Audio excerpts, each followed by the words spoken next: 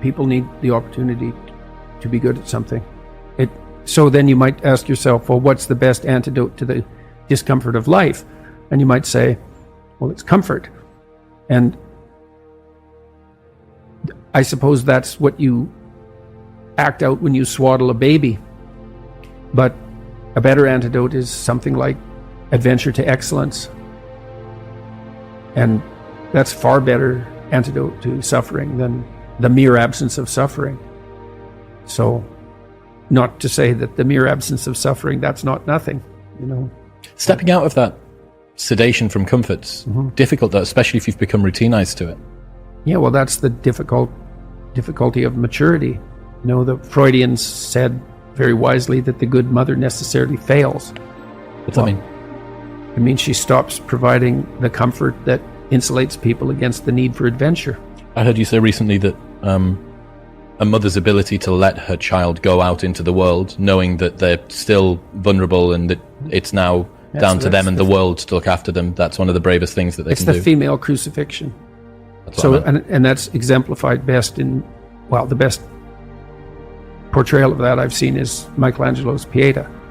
You know, it's a statue of Mary, and she has Christ's body on her, as an adult, on her lap, and he's broken and destroyed, and, you know, she's displaying that. And that's the bravery of a mother, to allow that to happen. But not only that, to facilitate it. So what about... Way you go, kid. Way you go. Well, why? It's dangerous out there. It's like, yeah, no kidding. It's more dangerous here if you stay with me. By a lot. So you might lose your body out there in the world, but if you stay here, you lose your soul.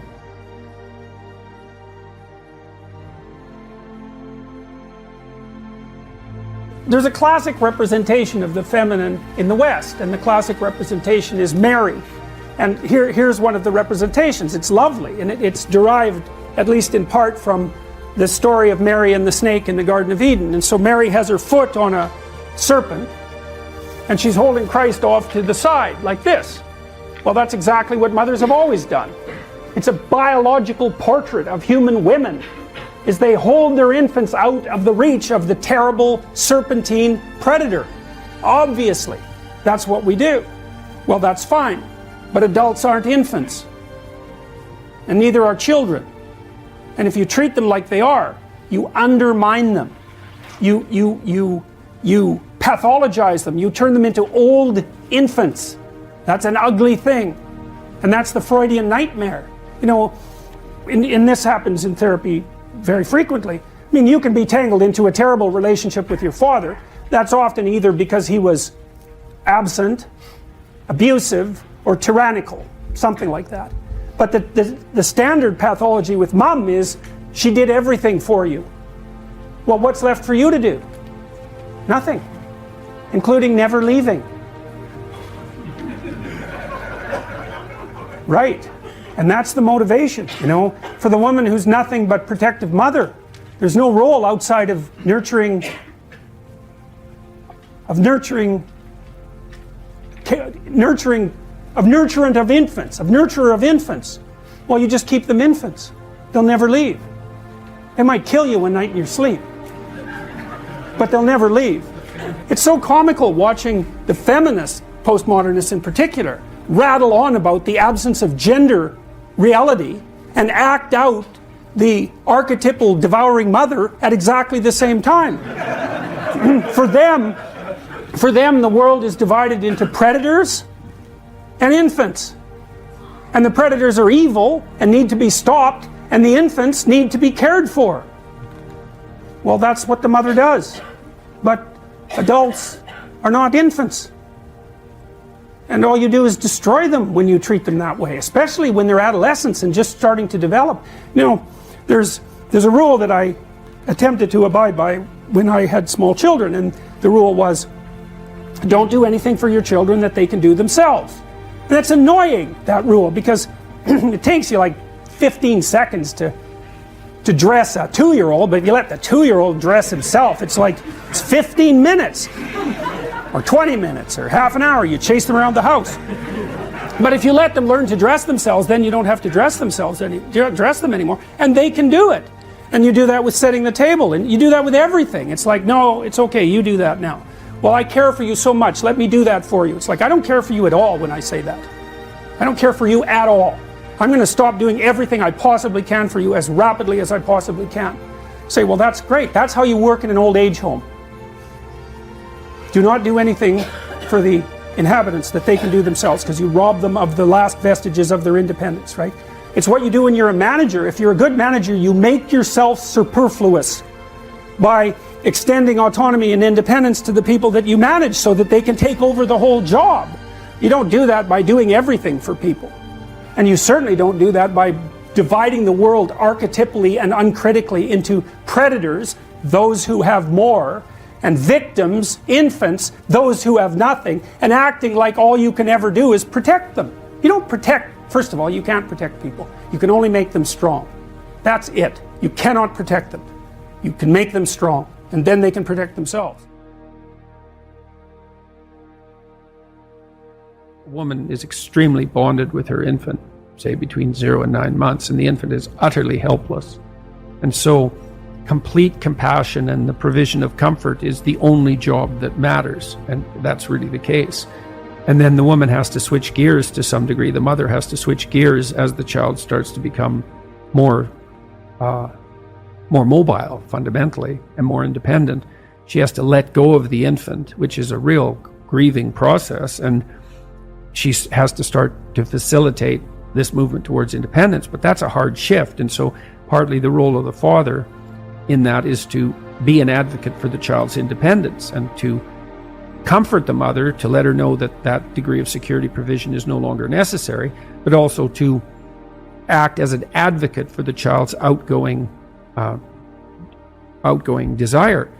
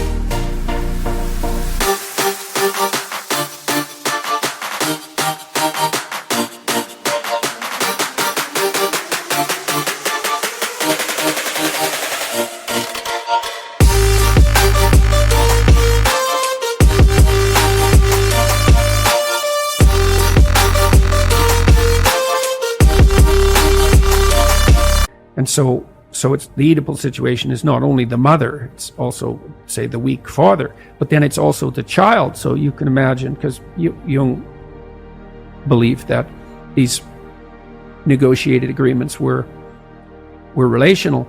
So, you're 6, you're in grade 1, maybe you're feeling a little ill, maybe you're not, maybe you're playing with being a little ill, and maybe you're playing with exaggerating how ill you are, and your mom comes downstairs and says, you've got a test today at school, maybe you haven't quite prepared for it, maybe you should have, and she says, but you seem to have a tummy ache, maybe you're too sick to go to school. And the kid thinks, well, maybe I could just stay home and mom could tuck me in and I wouldn't have to take that test and I wouldn't have to confront the world. And he says, yeah, Mom, my stomach really hurts, and away we go. And the child has made a choice, and you think, well, that's a catastrophic choice, and you think, well, children shouldn't be held accountable for choices they make at that age. It's like, that child's soon going to be an adult that's going to make very similar decisions. The choice has consequences, and to be held accountable for that is to recognize purely that the choice has consequences and that it is a choice. Now, You could say, well, 95% of the blame is to be put on the mother, and maybe that's an overestimate. I think it probably is. But the child could say, Mom, you don't have to worry about me. I'm going to get up and go do this. And that's choice. And that's the right choice. So these are always chicken and egg problems, obviously, but that fleshes out the complexity of the situation. If you're being enticed down a pathological road, you can accept or reject the invitation. Now, some